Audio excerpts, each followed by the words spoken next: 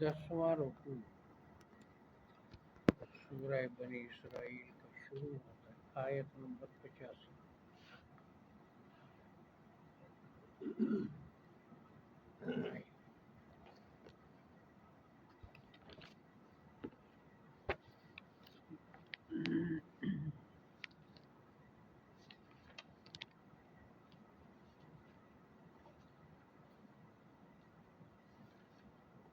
پہلے ایک دو آیتوں کی تلاوت۔ اعوذ باللہ من الشیطان الرجیم، أعوذ بالله من بسم الشيطان اللہ الرجيم. الرحمن بسم الله الرحیم۔ الرحمن الرحيم. وَيَسْأَلُونَكَ عَنِ الرُّوحِ ويسألونك عن الروح، قُلِ الرُّوحُ مِنْ أَمْرِ رَبِّي قل الروح من أمر ربي، وَمَا أُوتِيتُم مِّنَ الْعِلْمِ إِلَّا قَلِيلًا وما أوتيتم من العلم إلا قليلا، وَلَئِنْ شِئْنَا ولئن شئنا لَنَذْهَبَنَّ لنذهبن بِالَّذِي أَوْحَيْنَا إِلَيْكَ بالذي ثُمَّ أوحينا، لَا تَجِدُ لَكَ بِهِ عَلَيْنَا وَكِيلًا ثم لا تجد لك به علينا إِلَّا وكيلا، رَحْمَةً مِّن رَّبِّكَ إلا رحمة من ربك، إِنَّ فَضْلَهُ كَانَ عَلَيْكَ كَبِيرًا۔ إن فضله كان عليك كبيرا.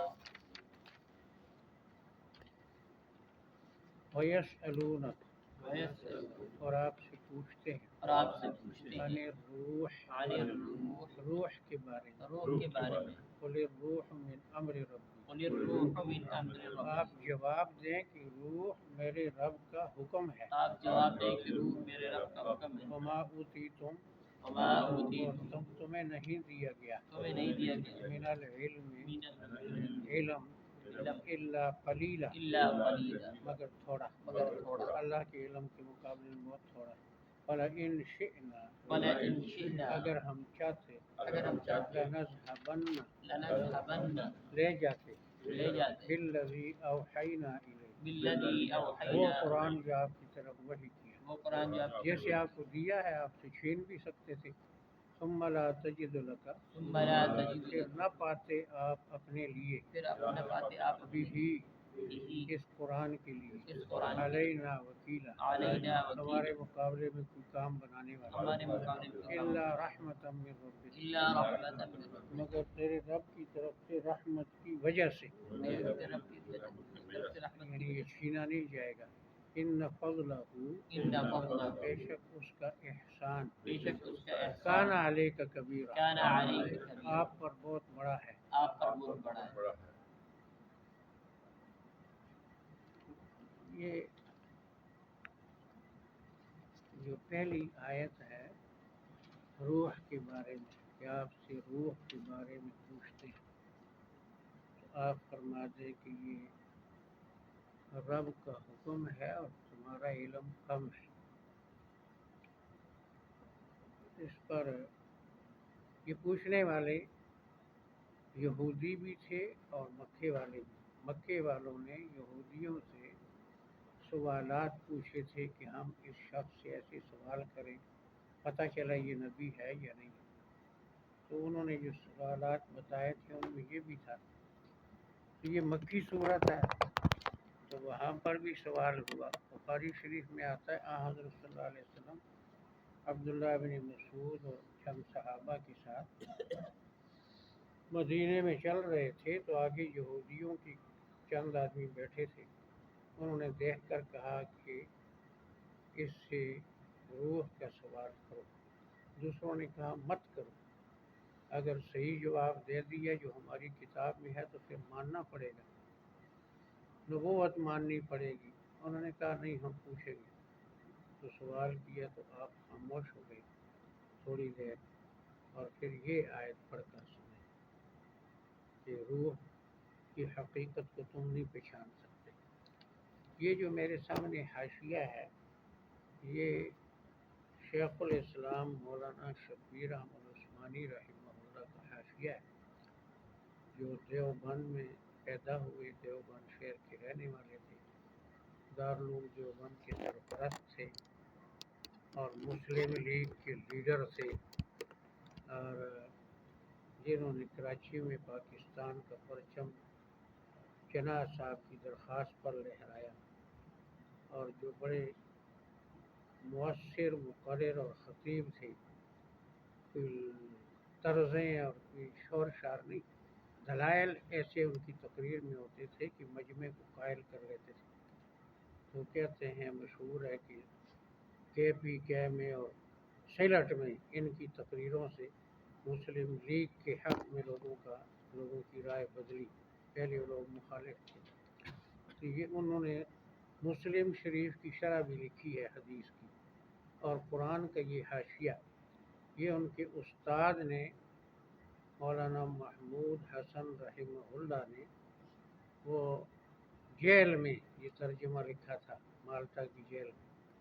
और हाशिया भी सूरह बकरा का या थोड़ा सा और भी लिखा था। फिर वो भी फौत हो गए, तो बाकी कामिल किए उनके शागिर्द अल्लामा शबीर अहमद उस्मान। इसमें ये मुख्तसर हाशिया, लेकिन कई लोगों से सुना है कि बड़ी बड़ी तफसीरें पढ़कर किसी जगह अगर इस हाशिए को देखता है आदमी, तो आदमी समझता है कि ये निचोड़ है उन तमाम बातों का। तो बहुत तारीफ़ लोग करते हैं। इसमें कुछ बाज़ जगह वजाहतें हैं बाज़ मसाइल की। तो इस आयत पर भी इन्होंने लिखा है। मैं आपको इसलिए भी तकलीफ़ नहीं, बाहर मुझसे हाशिया नहीं पढ़ा जाता, वहाँ रोशनी कम थी। तो इस आयत पर मैं इनका हाशिया आपको पढ़कर सुनाना चाहता हूँ। आप ज़रा तवज्जो से सुनें। बिस्मिल्लाहिर्रहमानिर्रहीम। यानी रूह इंसानी क्या चीज़ है, उसकी माहियत और हकीकत क्या है। ये सवाल सहीहैन की रिवायत के मुवाफिक यहूद मदीना ने हज़रत सल्लल्लाहु अलैहि वसल्लम के आज़माने को किया था, और सीयर की रिवायात से मालूम होता है, इन सीरत के मक्के में कुरैश ने यहूद के मशवरे से ये सवाल किया। इसीलिए आयत के मक्की और मदनी होने में इख्तिलाफ है। मुमकिन है नुज़ूल मुकर्रर हुआ हो, वल्लाहु आलम। यहाँ इस सवाल के दर्ज करने से गालिबन ये मकसूद होगा कि जिन चीज़ों की समझने की इन लोगों को ज़रूरत है, उधर से तो एराज़ करते हैं, और गैर ज़रूरी मसाइल में अज़राह तान्नुत व इनाद झगड़ते हैं। ज़रूरत इसकी थी कि वही कुरानी की रूह से बातनी ज़िंदगी हासिल करते और इस नुस्ख़े शिफा से फ़ायदा उठाते। कज़ालिक औहयना इलैका रूहम मिन अमरिना, कुरान को रूह कहा। युनज़्ज़िलुल मलाइकत बिर्रूहि मिन अमरिही अला मन यशा मिन इबादिही, सूरह नहल। मगर इन्हें दूर अज़कार और मुआनिदाना बहसों से फुर्सत कहाँ। रूह क्या है, जौहर है या अर्ज़, मादी है या मुजर्रद, बसीत है या मुरक्कब। इस किस्म की गामिज़ और बेज़रूरत मसाइल के समझने पर न नजात मौकूफ़ है, न ये बहसें अम्बिया की फ़राइज़ तबलीग से ताल्लुक़ रखती हैं। बड़े बड़े हुक्मा और फ़लासफ़र आज तक ख़ुद मादे की हकीकत पर मुत्तले न हो सके। रूह जो बहरहाल मादे से कहीं ज़्यादा लतीफ़ और ख़फ़ी है, उसकी असल माहियत व कुना तक पहुँचने की फिर क्या उम्मीद की जा सकती। मुशरिकीन मक्का की जहालत और यहूद मदीना की इसराइलियात का मुताला करने वालों को मालूम है कि जो कौम मोटी मोटी बातों और नहायत वाज़ेह हक़ाइक़ को नहीं समझ सकती, वो रूह के हक़ाइक़ पर दस्तरस पाने की क्या खाक इस्तेदाद और अहलियत रखती होगी। तुकारे ज़मीरा निको साख्ती कि बा आसमां नीज़ परदाख्ती। ज़मीन के काम सारे तूने ठीक किया, आसमान की तरफ अब मुतवज्जह होता है। मूज़िहुल कुरान में है कि हज़रत के आज़माने को यहूद ने पूछा, सो अल्लाह ने खोल कर न बताया, क्योंकि उनको समझने का हौसला न था। आगे पैगम्बरों ने भी मखलूक से ऐसी बातें नहीं की।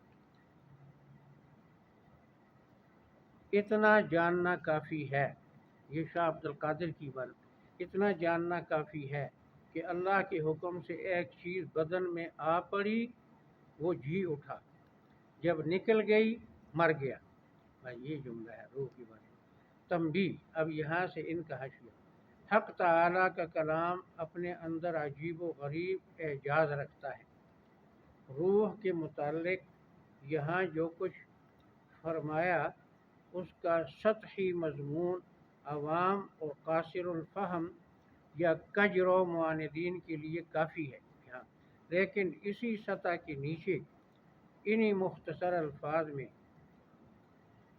روح کے متعلق وہ بصیرت افروز حقائق مستور ہیں جو بڑے سے بڑے عالی دماغ، نقطہ رس فلسفی اور ایک عارف کامل کی راہ طلب و تحقیق میں چراغ ہدایت کا کام دیتی ہیں۔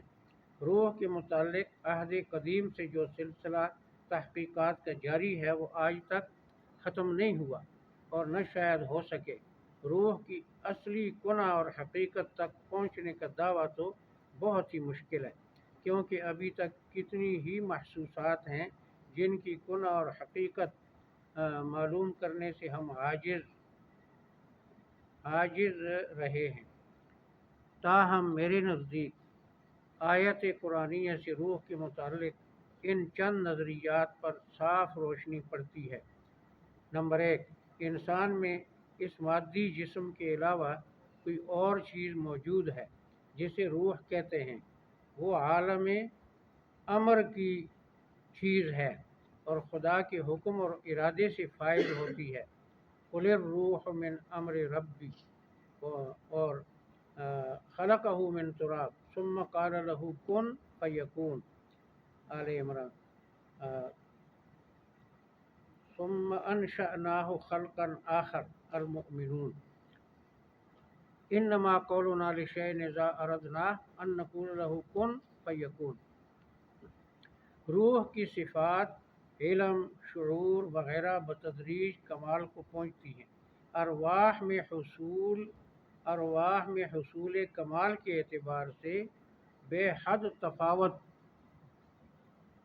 فرق ہے، یعنی بے حد تفاوت مراتب ہے، حتیٰ کہ خدا تعالیٰ کی تربیت سے ایک روح ایسے بلند اور اعلیٰ مقام پر پہنچ جاتی ہے جہاں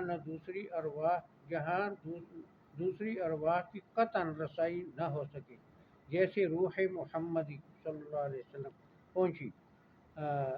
یشیر الیہ اضافۃ الامر الی الرب، یہ تھوڑی سی عربی ہے درمیان میں۔ اچھا، پھر اس کے بعد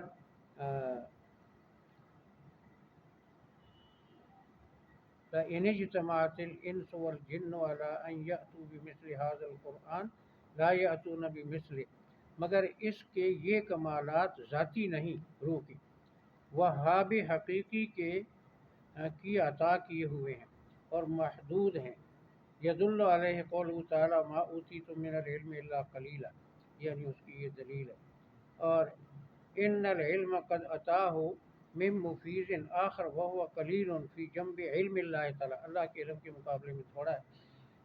جیسے اگر یہ سارا سورہ کہف کے آخری آیت کا حوالہ ہے کہ اگر کیا ہو جائے، ساری پانی سیاہی بن جائے اور درخت کلمے بن جائے تو اللہ کی معلومات ختم نہیں ہوں گی، یہ اس کا مفہوم ہے۔ اور یہ ہے کہ لن نؤمن لک حتی تفجر لنا من الارض ینبوعا، یہ اس کے بعد جو آیتیں ہیں تو حضور کی طاقت بھی محدود تھی، علم بھی۔ قل سبحان ربی هل کنت الا بشرا رسولا، روح انسانی خواہ علم و قدرت وغیرہ صفات میں کتنی ہی ترقی کر جائے، حتیٰ کہ اپنے تمام ہم جنسوں سے گوئے سبقت لے جائے، پھر بھی اس کی صفات محدود رہتی ہیں، صفات باری کی طرح لامحدود نہیں ہو جاتی۔ اور یہی بڑی دلیل اس کی ہے کہ آریوں کے عقیدے کے موافق روح خدا سے علیحدہ کوئی قدیم اور غیر مخلوق ہستی نہیں ہو سکتی، یہ آریہ کہتے ہیں۔ اچھا، اور نہ تحدید کمال سے آئی، ورنہ تحدید کہاں سے آئی؟ کتنی ہی بڑی کامل روح ہو، حق تعالیٰ کو یہ قدرت حاصل ہے کہ جس وقت چاہے اس سے کمالات سلب کر لے، گو اس کے فضل و رحمت سے کبھی ایسا کرنے کی نوبت نہ آئے۔ یہ جو آیت ہے ابھی ہم نے ترجمہ کیا کہ ہم چاہیں تو آپ سے قرآن کو لے جائیں۔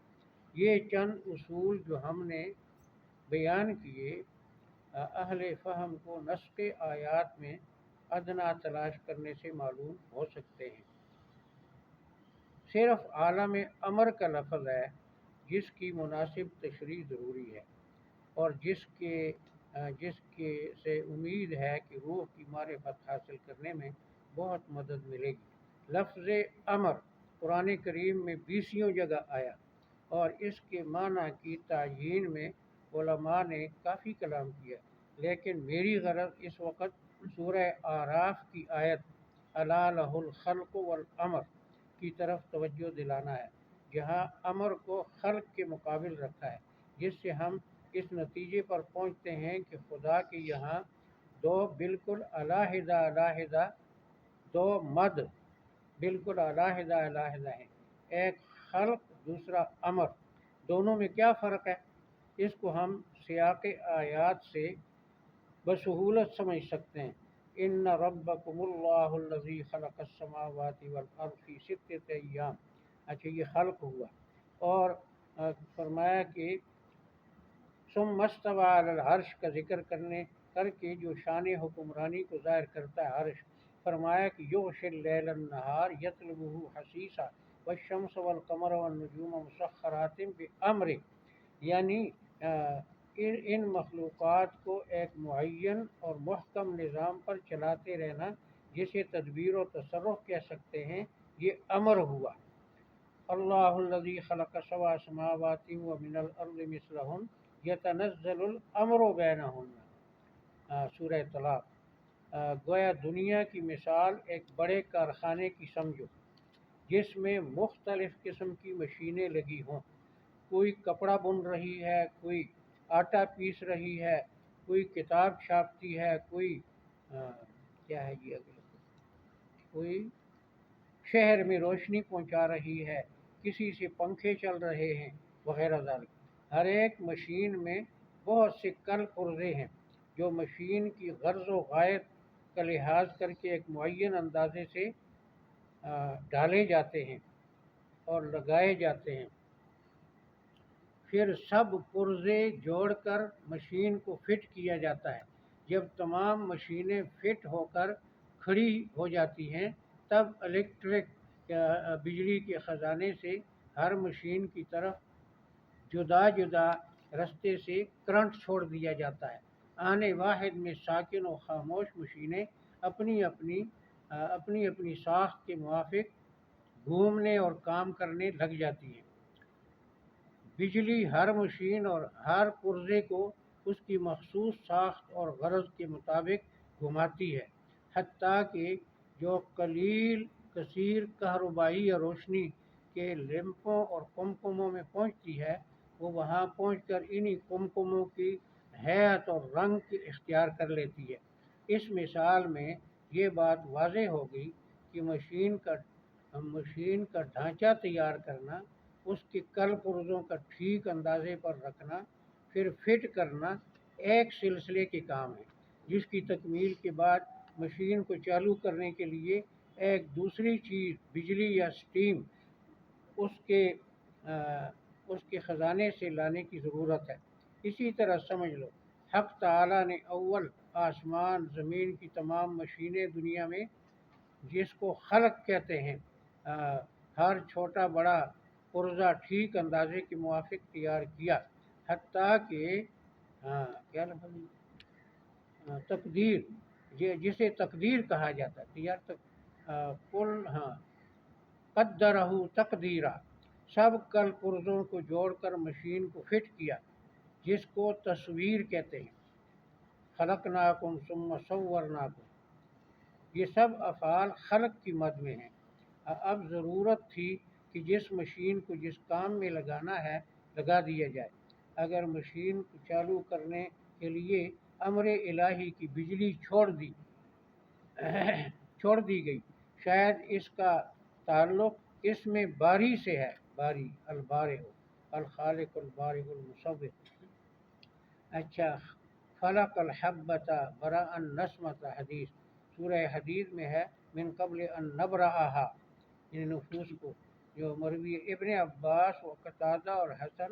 غرض ادھر سے حکم ہوا چل، فوراً چلنے لگی، مشین کو حکم ہوا چل، چلنے لگی. اسی امر الہی کو فرمایا انما امرہ اذا اراد شیئا ان یقول له کن فیکون. اچھا، دوسری جگہ نہایت وضاحت کے ساتھ امر کن کو خلق جسد پر مرتب کرتے ہوئے ارشاد ہوا خلقہ من تراب ثم قال له کن فیکون. آدم کو پیدا کیا مٹی سے، پھر کہا ہو جائے، انسان بن گیا. تتبع سے ظاہر ہوتا ہے کہ قرآن کریم میں کن فیکون کا مضمون جتنے مواضع میں آیا ہے عموماً خلق اور ابداع کے ذکر کے بعد آیا ہے، جس سے خیال گزرتا ہے کہ کلمہ کن کا خطاب خلق کے بعد تدبیر اور تصریف وغیرہ کے لیے ہوتا ہوگا، واللہ عالم. بہرحال میں یہ کہنا چاہتا ہوں کہ یہاں امر کے معنی من امر ربی، امر کا معنی حکم کے ہیں، اور وہ حکم وہی ہے جسے لفظ کن سے تعبیر کیا گیا، اور کن جن سے کلام سے ہے، جو حق تعالیٰ کی صفت قدیمہ ہے. جس طرح ہم اس کی تمامی صفات حیات، سمع، بصر وغیرہ کو بلا کیف تسلیم کرتے ہیں، کلام اللہ اور کلمۃ اللہ کے متعلق بھی وہی مسلک رکھنا چاہیے. خلاصہ مطلب یہ ہوا، روح کے ساتھ اکثر جگہ قرآن میں امر کا لفظ استعمال ہوا ہے. مثلا قل الروح من امر ربی فذلك اوحینا الیک روحا من امرنا یلقی الروح من امرہ. اچھا، اور ینزل الملائکۃ بالروح من امرہ، امر. اچھا، علی من یشاء من عبادہ. اچھا، پہلے گزر چکا ہے کہ امر عبارت ہے کلمہ کن سے، یعنی وہ کلام انشائی جس سے مخلوقات کی تدبیر اور تصریف اس طریقے پر کی جائے جس پر غرض ایجاد و تکوین مرتب ہو. لہذا ثابت ہوا روح کا مبدا حق تعالیٰ کی صفت کلام ہے، جو صفت علم کے ماتحت ہے. شاید اسی لیے نفخت فیہ من روحی میں اسے اپنی طرف منسوب کیا، نفخت تو میں نے پھونکا. اچھا، کلام اور امر کی نسبت متکلم اور عامر سے صادر اور مصدور کی ہوتی ہے، مخلوق اور خالق کی نہیں ہوتی. اس لیے الا لہ الخلق والامر میں امر کو خلق کے مقابل رکھا. ہاں، یہ امر کن باری تعالی شانہ سے صادر ہو کر ممکن ہے جوہر مجرد کے لباس میں ایک ملک اکبر یا روح اعظم کی صورت میں ظہور پکڑے، جس کا ذکر بعض آثار میں ہوا ہے، جسے ہم کہربائیہ روحیہ کا خزانہ کہہ سکتے ہیں. گویا یہیں سے روح حیات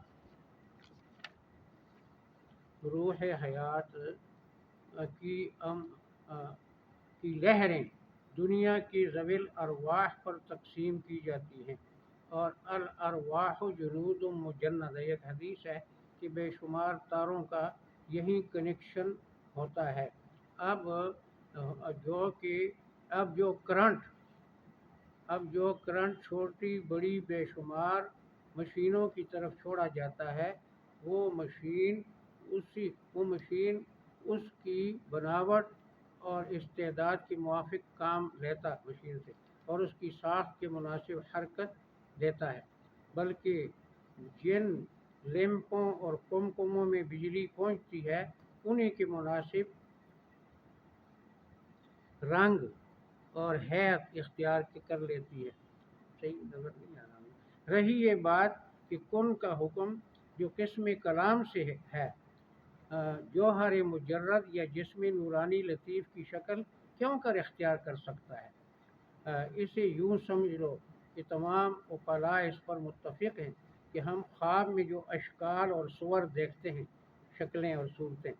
بعض اوقات وہ محض ہمارے خیالات ہوتے ہیں اور جو دریا، پہاڑ، شہر، بھیڑیے وغیرہ کی شکلوں میں نظر آتے ہیں۔ اب غور کرنے کا مقام ہے کہ خیالات جو آراز ہیں اور دماغ کے ساتھ قائم ہیں، وہ جواہر اور اجسام کیوں کر بن گئے، اور کس طرح ان میں اجسام کے لوازم اور خواص پیدا ہو گئے، یہاں تک کہ بعض دفعہ خواب دیکھنے والے سے بیدار ہونے کے بعد بھی ان کے آثار جدا نہیں ہوتے۔ فی الحقیقت خدا تعالیٰ نے ہر انسان کو خواب کے ذریعے سے بڑی باری ہدایت کی ہے کہ جب ایک آدمی کی قوت مصورہ میں اس لیے اس قدر طاقت رکھی ہے، اس نے اس قدر طاقت رکھی ہے کہ اپنی بساط کے موافق غیر مجسم خیالات کو جسمی سانچہ میں ڈھال لے اور ان میں وہی خواص اور آثار بإذن اللہ پیدا کرے جو عالم بیداری میں اجسام سے وابستہ تھے۔ تو تماشا یہ ہے کہ وہ خیالات اور خواب دیکھنے والے کے دماغ سے ایک منٹ علیحدہ بھی نہیں ہوتے، خیالات تو اندر ہی ہوتے، ان کا ذہنی وجود بدستور قائم ہے۔ تو کیا اس حقیر نمونے کو دیکھ کر ہم اتنا نہیں سمجھ سکتے کہ ممکن ہے قادر مطلق مصور برحق جل وعلا کا امر بے کیف کن باوجود صفت قائمہ بذات ہی تعالی ہونے کے کسی ایک یا متعدد صورتوں میں جلوہ گر ہو جائے۔ ان صورتوں کو ہم ارواح یا فرشتے یا کسی اور نام سے پکاریں، وہ ارواح اور ملائکہ وغیرہ سب حادث ہوں اور امر الہی بحال ہی قدیم رہے، امکان اور حدوث کے آثار اور احکام ارواح وغیرہ تک محدود رہیں اور امر الہی ان سے پاک اور برتر ہو، جیسے جو صورت خیالیہ بحالت خواب آگ کی صورت میں نظر آتی ہے۔ اس صورت ناریہ میں جلانہ اور گرمی وغیرہ سب آثار ہم محسوس کرتے ہیں، حالانکہ اسی آگ کا تصور سال ہا سال بھی دماغوں میں رہے تو اس میں ایک سیکنڈ کے لیے یہ آثار محسوس نہیں ہوتے۔ پس کوئی شبہ نہیں کہ روح انسانی خواہ جوہر مجرد ہو یا جسم لطیف نورانی ہو، امر ربی کا مظہر ہے، لیکن یہ ضرور نہیں کہ مظہر کے سب احکام اور آثار ظاہر پر جاری ہوں۔ کما ہوا ظاہر واضح رہے جو کچھ ہم نے لکھا اور جو مثالیں پیش کی، ان سے مقصود محض تسہیل اور تقریب الی الفہم ہے، سمجھانے کے لیے۔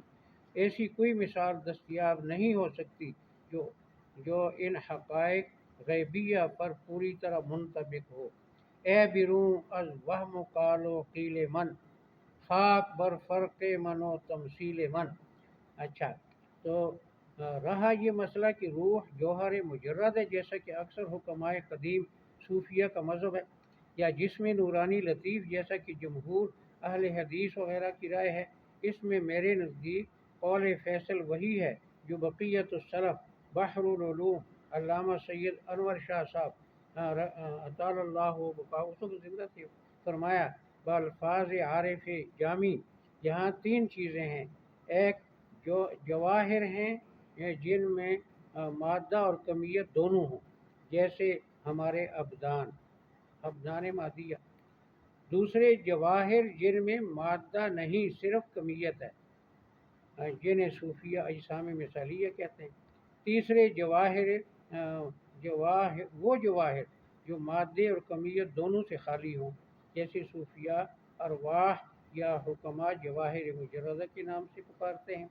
جمہور اہل شرع جس کو روح کہتے ہیں، وہ صوفیہ کے نزدیک بدن مثالی سے موسوم ہے، جو بدن مادی میں حلول کرتا ہے اور بدن مادی کی طرح آنکھ، ناک، کان، ہاتھ، پاؤں وغیرہ اعضاء رکھتا ہے۔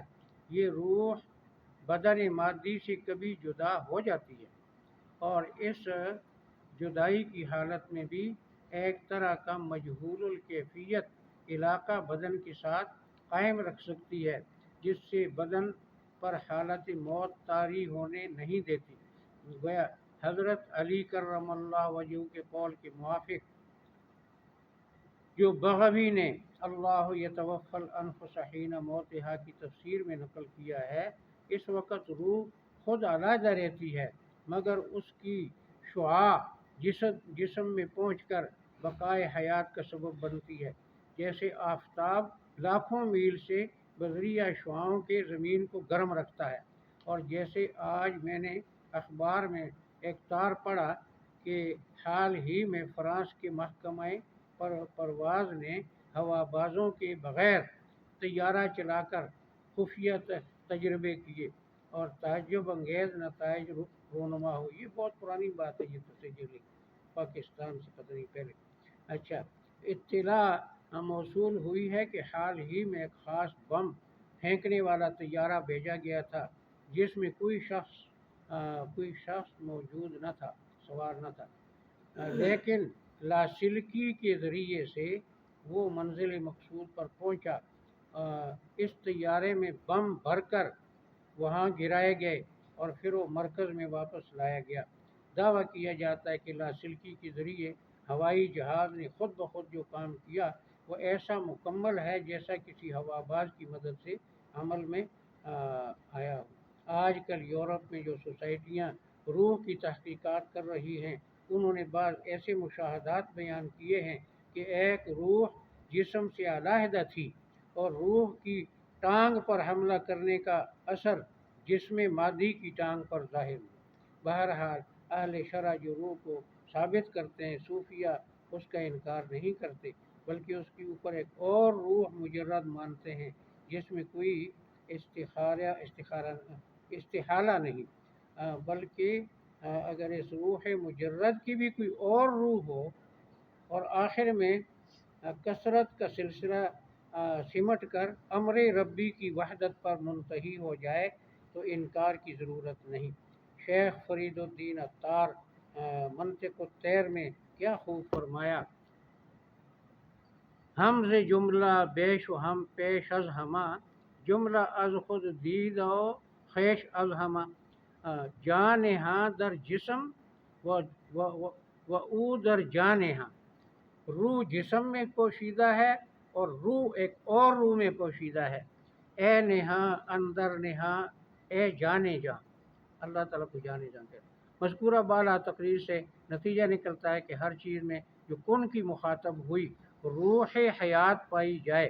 بے شک میں یہی سمجھتا ہوں کہ ہر مخلوق کی ہر ایک نوع کو اس کی استعداد کے موافق قوی یا ضعیف زندگی ملی ہے۔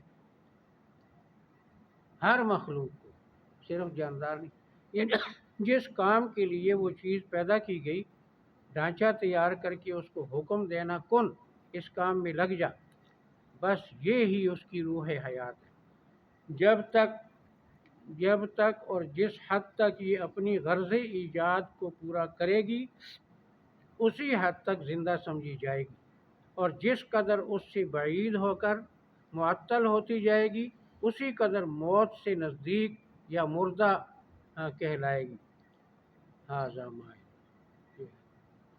اب یہ تو پڑھنے کا نہیں، یہ غور سے پڑھنے کا ہے، بہت اس میں چیزیں ہیں کافی ہے۔ سبحان اللہ۔ رشیا میں نا جی انہوں نے